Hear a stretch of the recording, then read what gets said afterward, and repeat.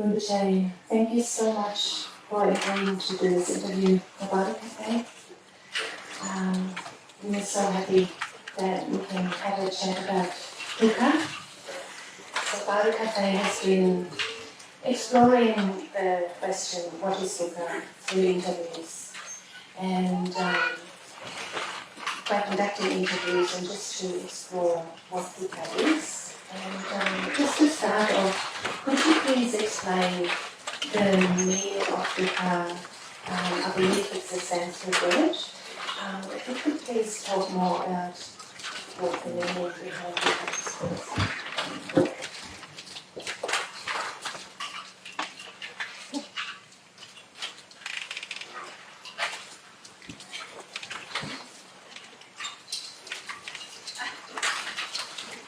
I don't know how to express what I'm experiencing now.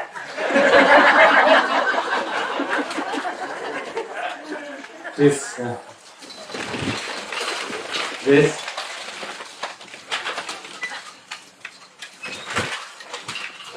the rain, whatever, all of this. Anyway, very nice to see some people here. Of course,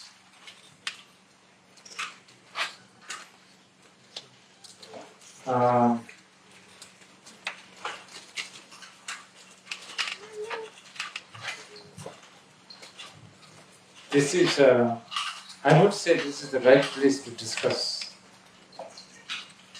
Dukkha. Although, as you indicated, the Sanskrit word Dukkha, I think it's so difficult to translate. You know, there are so many untranslatable words in every language, right? Like English word, nice. I don't know how to translate that into Tibetan or the Bushnese. What does that mean? Nice. Nice. Noise. Very difficult to translate, I think. And then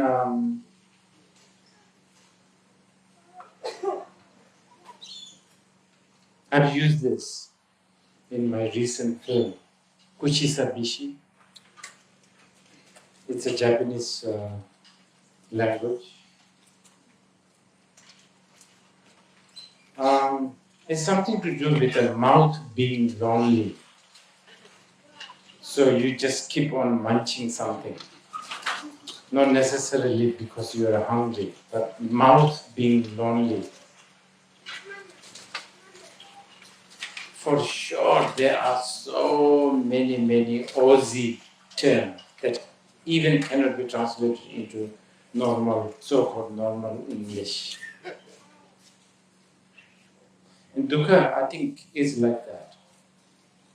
But the thing with Dukkha is it has so much literature behind it. And it is a one term that has been analyzed, talked about, studied about. Thousands of pages have been written about it. And also, this is one term that has some practical application that you can apply using the word Dukkha or the living with the knowledge of Dukkha. I think the Southeast Asians, like the Burmese, Sri Lankans, they seem to prefer using the word, translating defining the meaning of Dukkha as something to do with the unsatisfaction or unsatisfactoriness. Is that such a word? Yes, sir. Okay. Yeah. I think that is actually quite good For years, I myself have translated the word dukkha, or I imagined the word dukkha is suffering. I mean, when I talk about in English, when I talk about word dukkha in English, I just mindlessly use suffering. So, for instance, when we talk about Four Noble Truths, the first noble truth, I just assume we are talking about suffering. I mean, I still do today. First noble truth, know the suffering. But now I'm beginning to feel very uncomfortable using the word suffering.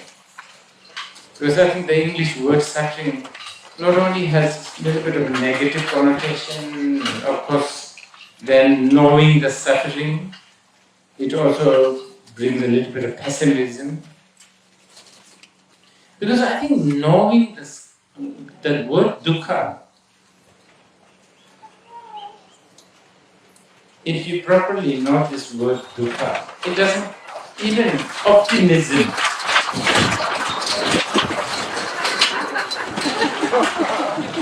even the optimism is very much dukka. Because optimism, it has that connotation. I'm optimist. I'm optimistic.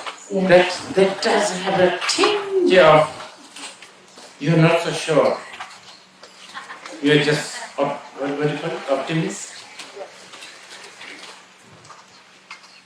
So yeah, you began with a very difficult question, but you should. I mean, anyway, maybe you can ask more questions so that I can somehow visit the word dukkha in different angle if you want.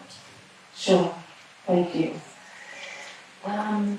So by doing these interviews about dukkha, one of the things that we have discovered is that people have difficulties knowing how to deal with dissatisfaction or mental suffering. And we've spoken to one of our interviewees, and he said that you can locate physical pain. Mm-hmm. You can say, I'll take pain relief, I'll put a band-aid on. But with mental pain, it's difficult to locate and it's difficult to know exactly what to do. This is from someone who has experienced severe depression. And I was wondering whether you could elaborate on what someone can do and how someone can work with mental pain or suffering. Wow. Okay, I will try.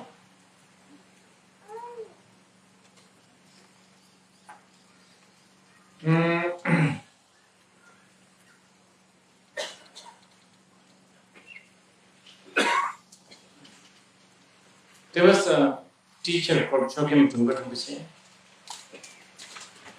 I think he used or translated he used this term called basic goodness of human being, which is, I guess, someone told me, is a translation of the classic Buddhist word Tathagata Garbha, which means Buddha nature. But to make it more accessible for people who are not necessarily Buddhists, I guess he used the word basic goodness of human being. I think that basic goodness of human being need to be visited and talked about and really discussed about, because then again the word goodness is a little bit of a, what do you call it? Because here when we talk about goodness, we are not really talking about moral or divine, or you can. I think the word goodness in this case is something like the potential of you have the potential to I'm using a classic example, like if I need to wash my glass, glass is inherently not dirt. Because of that, if you don't want the dirt, then you can trust that basic cleaning, inherent cleanliness, let's say. So sometimes the word goodness may get hijacked by different culture. But then we don't have much choice. The language is so vague and language is so limiting. But I think still I would promote or I would really visit the value of basic goodness of being. I think that if we can promote that, if we can sort of go into that, I think then all the, the problem of the struggle. The mental struggle.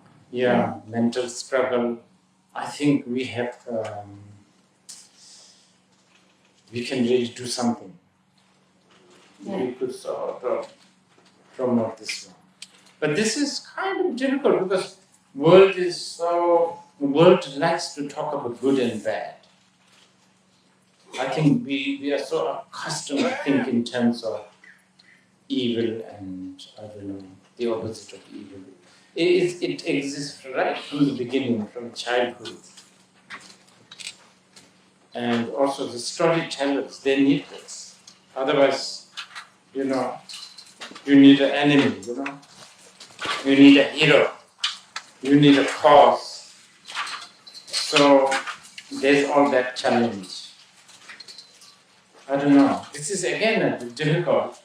Maybe I'm not articulating or maybe not making it clear, but let's see.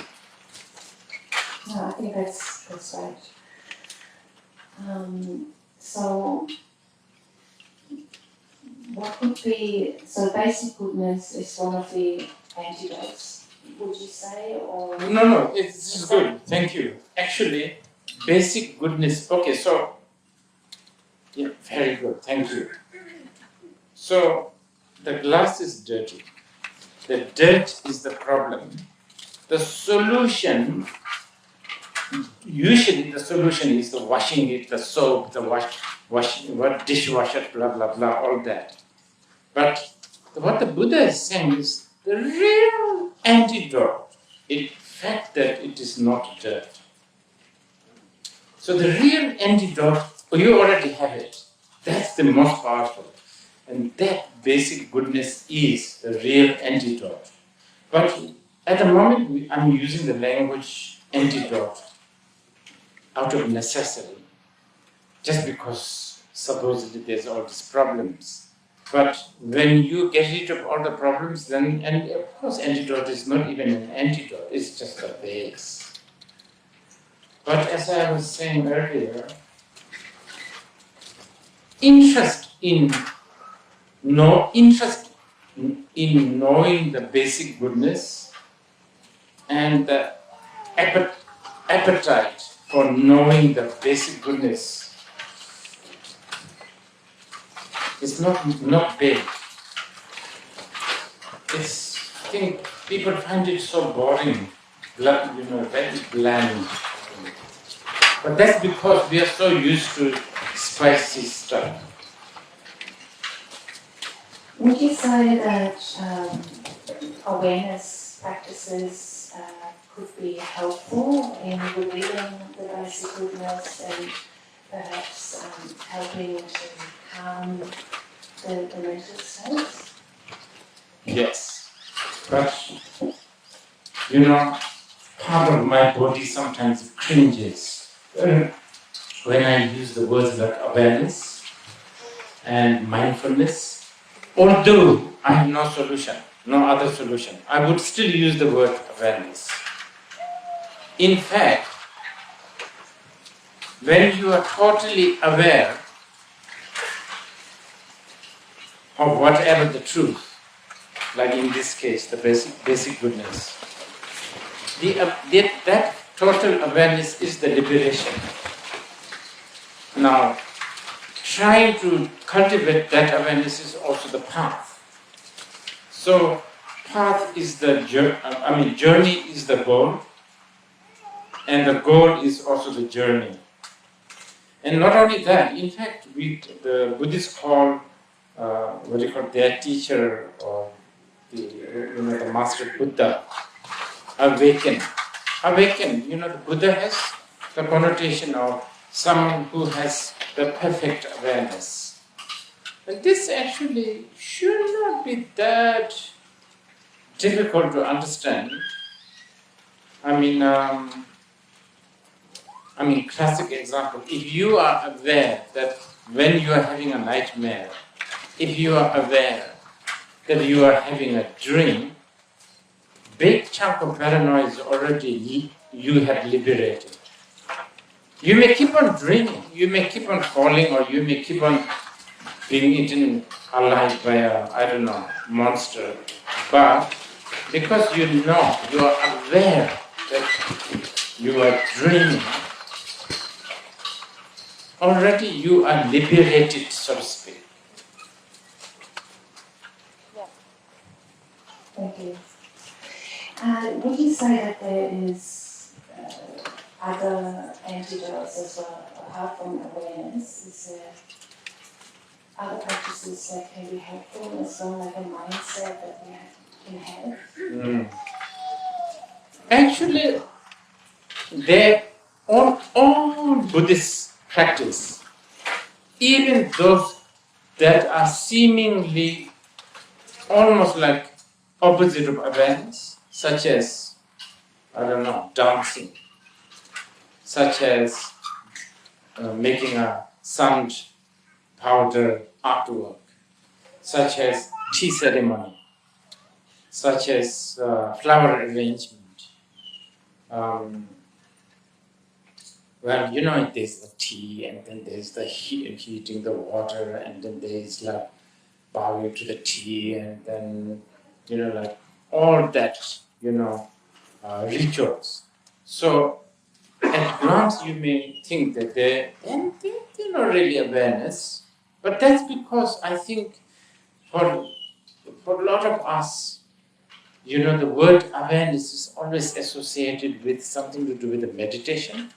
And then the word meditation is always something to do with this sort of sitting straight and watching at a breathing or a thought. But actually, as long as something is method is taking you closer to the whatever the truth, such as in this case the basic goodness, then it doesn't matter. You don't have to necessarily sit. You don't necessarily have to chant or sing, whatever the method. So, like the Japanese or the Chinese tea ceremony. The whole point of the tea ceremony is to, fundamentally to make you sit. And that involves a lot of sitting. And then boiling the water, and then all the slow, ritual. So there is no reason why you can't do that with a coffee. I was actually thinking, even better if it is, you could easily make a beautiful coffee ceremony. Smelling, blooming, what was it? All that grinding, and then I don't know, I suppose you can bow to coffee, drink 3 times or 5 times, all of that. All of that is just to, first of all, to make you sit. And yes, Buddhists are always associated with people who are doing the sitting. That has become a culture, and that has become some sort of a ritual, sadly.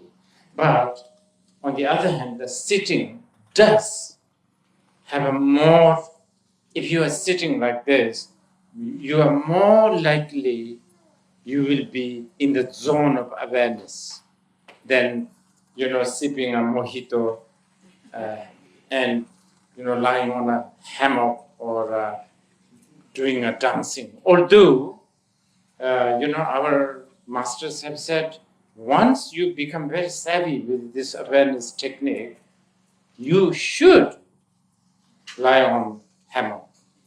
You should,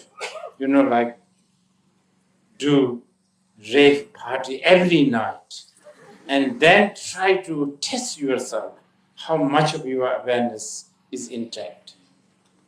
So, now having said that, there are, of course. So, as long as there is that awareness related, offering incense, dance, music, talking, chanting, reciting, so many. Okay, that's right.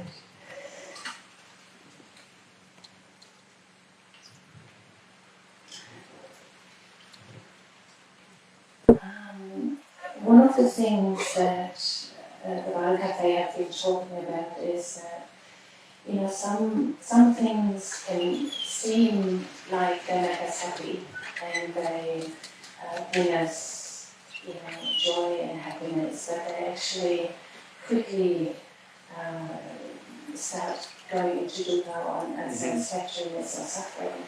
And I was wondering whether you could talk about the mindset in that context of perhaps not mistaking certain things for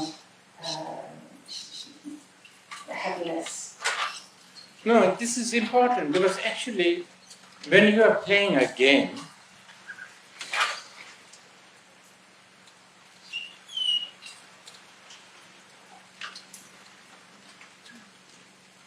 you begin to,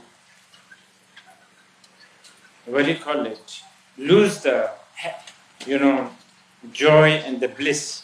When the game is no more a game, when you forget that it's a game, when you begin, when you treat this seriously. So, like it doesn't matter, football or a cricket or whatever, when things become serious, then of course you go into this. But when you are, it's just a game, let's just have a fun. So with this logic, if there is that fundamental awareness, this is not going to last. This is not going to give me 100% satisfaction that I imagine. I actually think this is a good way to lengthen your bliss, your joy, and then even if whatever you are doing is falling apart, you are not going to make a big deal. And that in itself has some sort of a bliss. And then you are also confident to jump into the next level. And the next level can be something you may consider boring,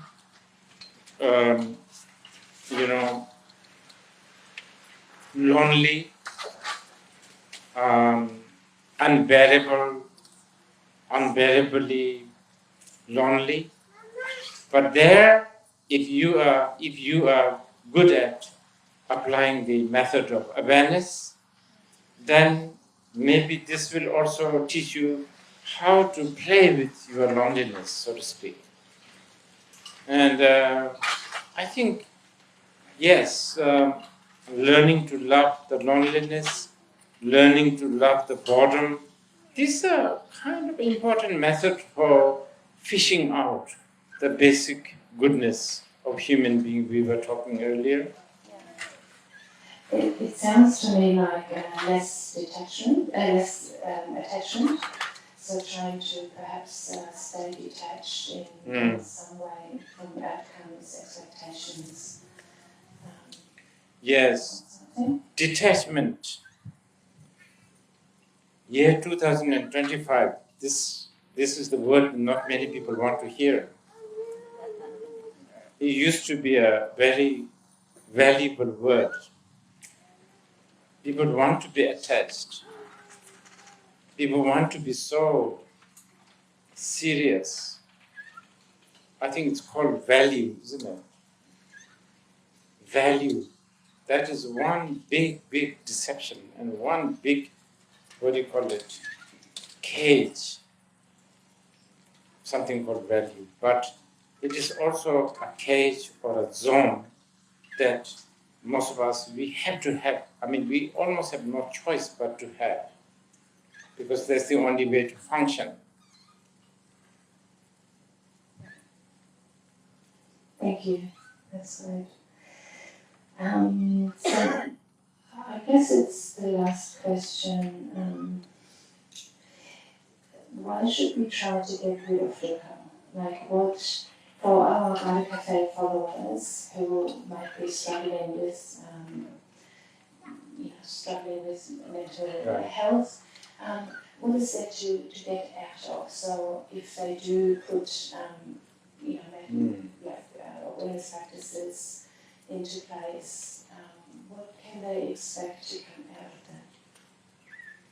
Because we have decided to talk about dukkha, and I have to mention this. Dukkha is first, if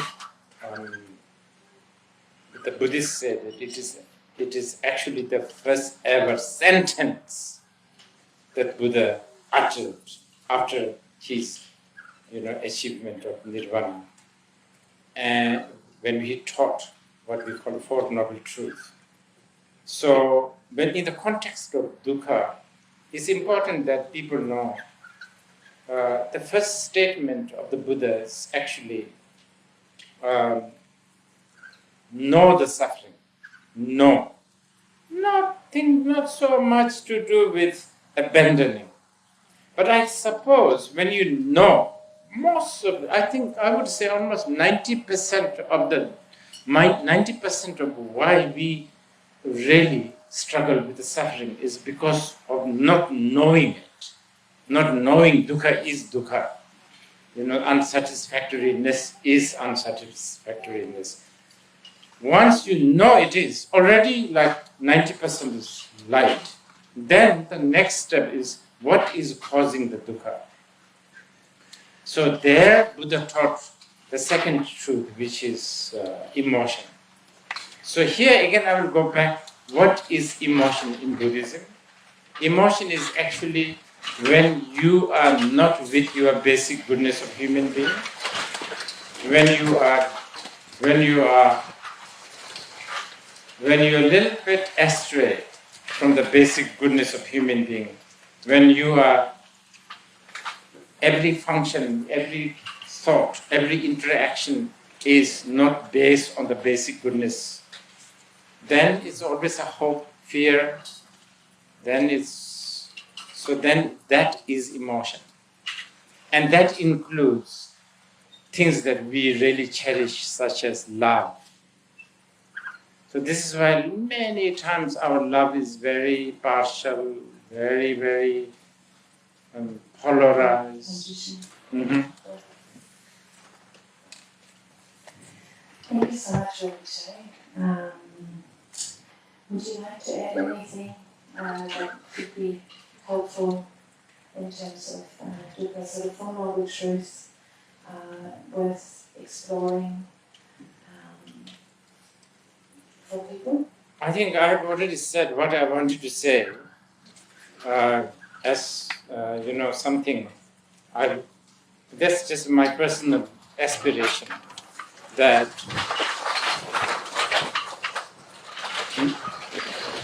knowing the dukkha and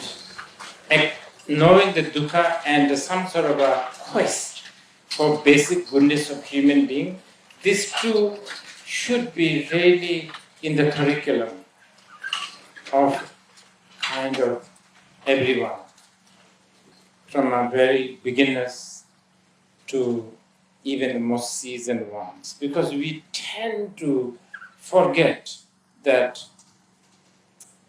we should know the suffering, dukkha. We have the tendency to sort it out, fix it is so strong. And because of that, I think we forget to just know, simply The Buddhist word just is so important. People actually spend years trying to define the word just knowing it. I think that's all I can think of at the moment. Thank you so much, Rinpoche. Really appreciate you talking to us. And,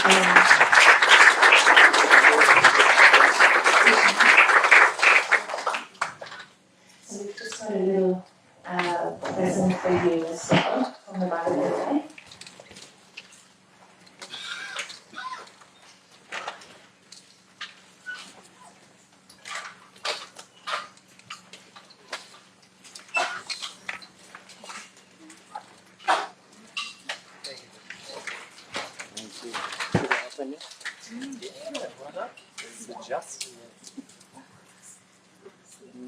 Nothing too obnoxious. Very good. Oh gosh. I actually have another. Take it to Vietnam. Yeah.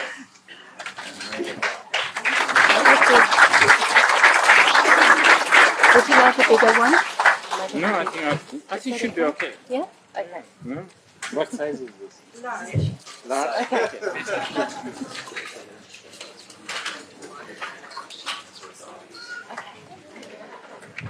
Would it be okay if we do a quick question and answer with the audience as well? Okay. Yeah? If anyone has any questions relating to what is Dukkha,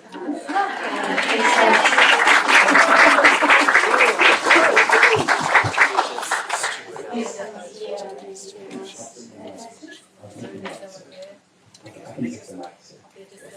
Nick is going to take the mic to you. I'm not sure the word is quite right yet, but I've got something that's been burning for some time. The differences between mental illness in Western culture and learning Detachment in Eastern culture, I think there's a lot of similarities. And I think Detachment could go a long way in sorting out some psychotic states, some schizophrenic states, and you know, like a lot of it, and what you say about good and evil is always blurred as well. You know, when a person can be acting irrationally or violently, even, at the bottom of it is something that's curable, you know, that they could fix by Detachment.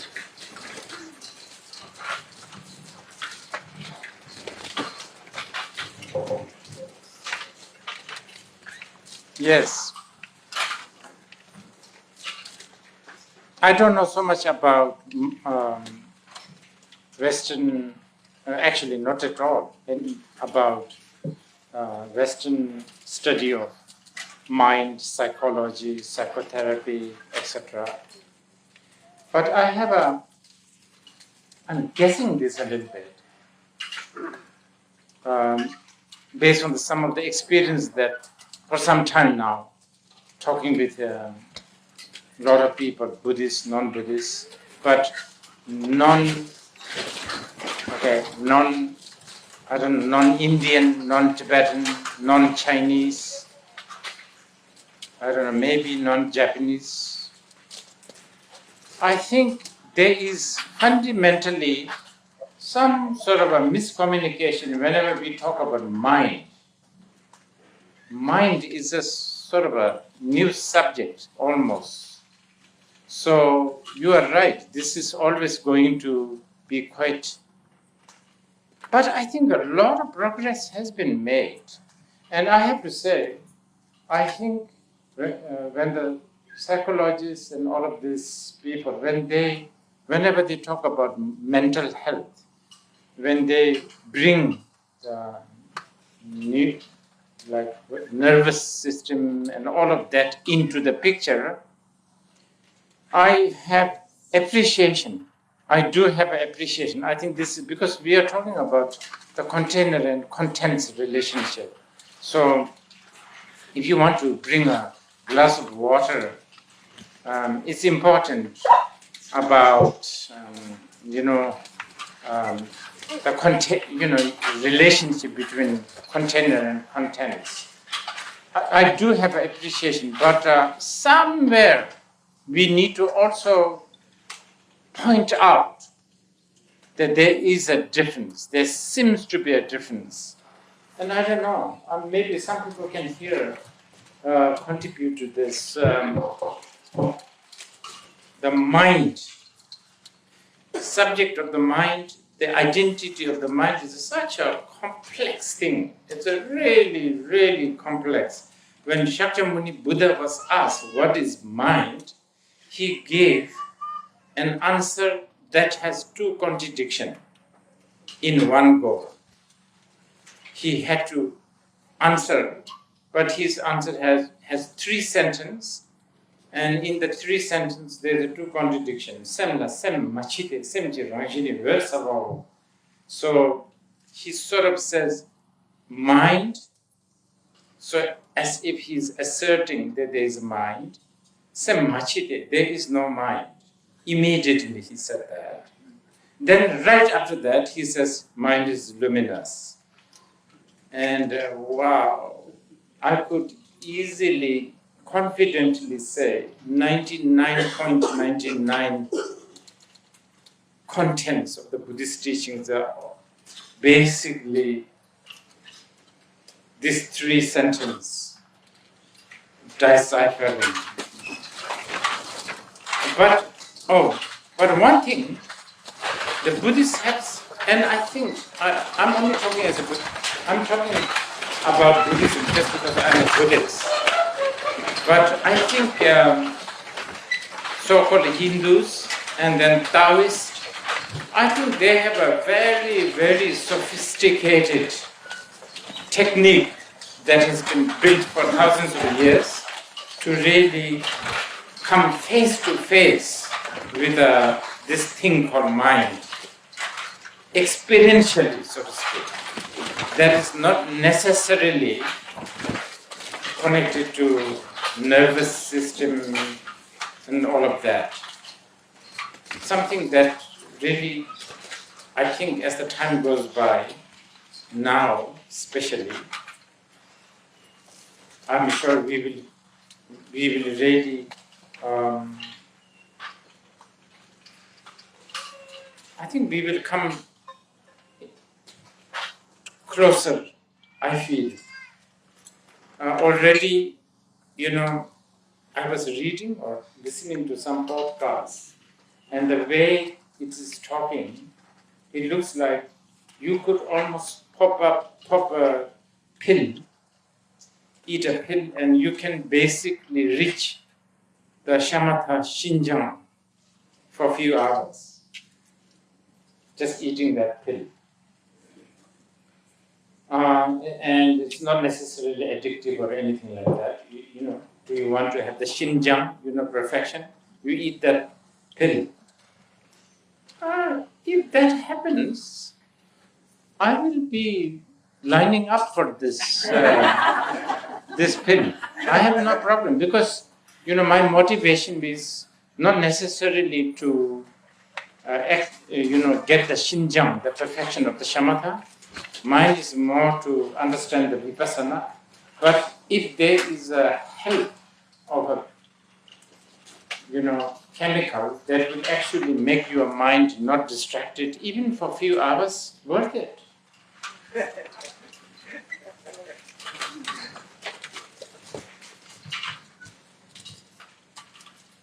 Do you have another question? Is that okay?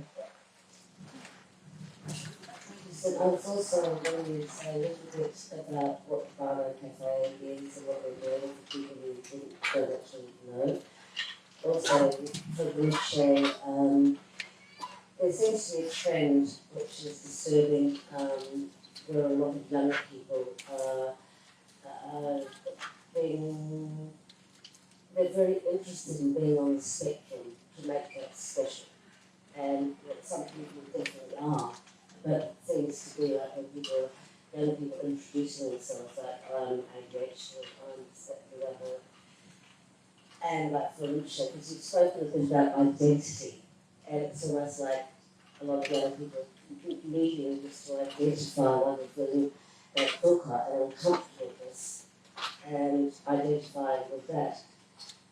So that here, that the goodness is not being able to addressed. You tell us a bit about Bardo Café. So Bardo Café was established about 2 years ago, especially for young people.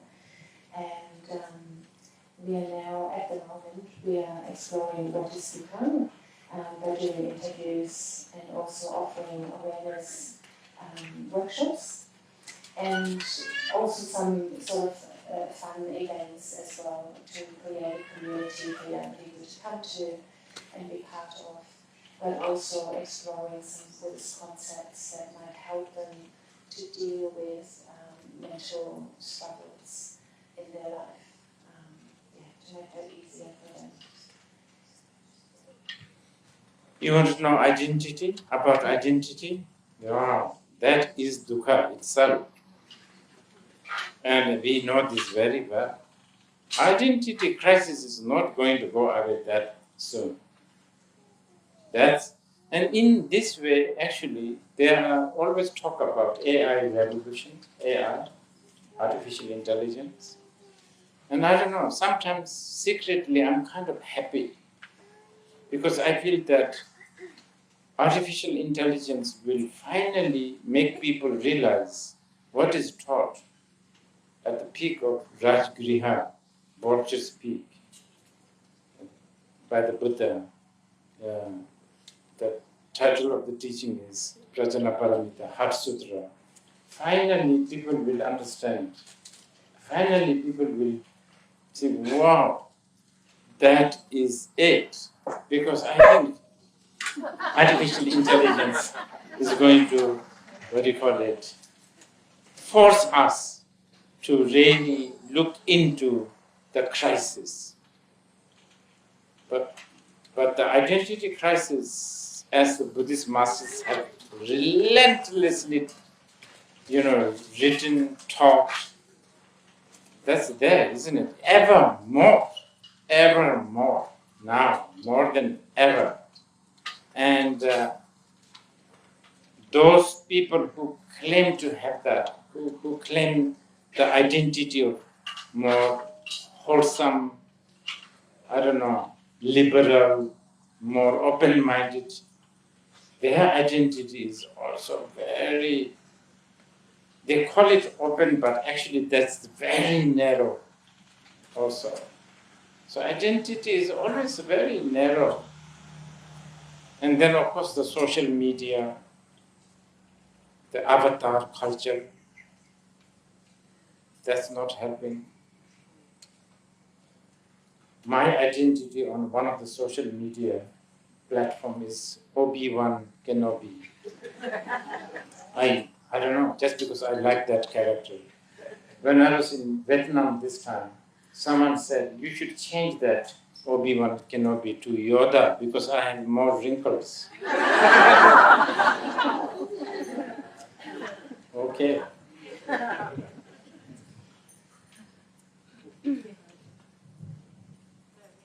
We have one more here. I work with a lot of people with mental illness and mental health issues, and I notice there's a real sense of enemy and solidification of that part of themselves. And, I try and find ways of working with acceptance or making friends with themselves, but it's really, really difficult when it's such a solid idea and an external sort of idea of that part of themselves. Do you have any advice in helping? Nothing new to whatever is there. And I think they are the best. Like, for instance, Dajinyam Vicham, I and others are equal, the bodhicitta, and exchanging myself, my position with the other. those are, really, they are the one that is taught for 2,000 years, and I think that those are the best still. But maybe the way you can, way you package, way you portray can be different. And even the Shantadevas, like advice on how to give by the right hand to the left. That sounds so childish and so mediocre, but it does train your mind. And since we are supposedly dealing with a mental illness, I think it's very strange, isn't it? Mental illness needs some sort of a distraction, something to distract them from astute sort of illness. So we can always give very harmless, beneficial distractions, such as like Tonglen. That's another one. I think they are still the most powerful if you can get across. Other than that, art, music, dance, reading, sharing.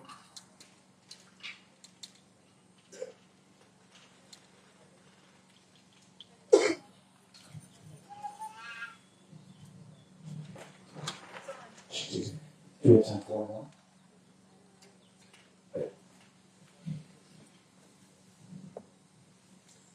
Gets us in Richmond. After the COVID, we came to see this much surge of suffering, and also to do with the mental health all over the world, and also reflecting upon this society based on individualism, and where that self is given so much importance, myself, my things, my space. And in that context, where do we fit with this philosophy of altruism, altruistic mind? And because to be on that spectrum of other, I think that the most important variable seems to be the altruistic, the bodhicitta mind. And the way we are in this material world, the way we are giving so much importance to ourself, our ego. So, in the context of today, how can we converge and see like this altruistic mind to be working practically? Thank you so much. I will again stubbornly try to bring you to dukkha and the basic goodness of human being. I think knowing the dukkha, 90% of what you call it, altruism, is there already, if not more. And acknowledging the basic goodness, the potential, that ground. Again, when you realize, when you have this basic goodness, I think you immediately become confident. You will have that confidence. And a lot of this aggression, a lot of this kind of negativity comes because you are also insecure. You are not grounded. You are not really realizing this basic goodness. So I think I will again, also because this is our topic and is a very important topic, I think we should dwell on the subject of dukkha, really important, again and again. Okay. Thank you so much, Rinpoche.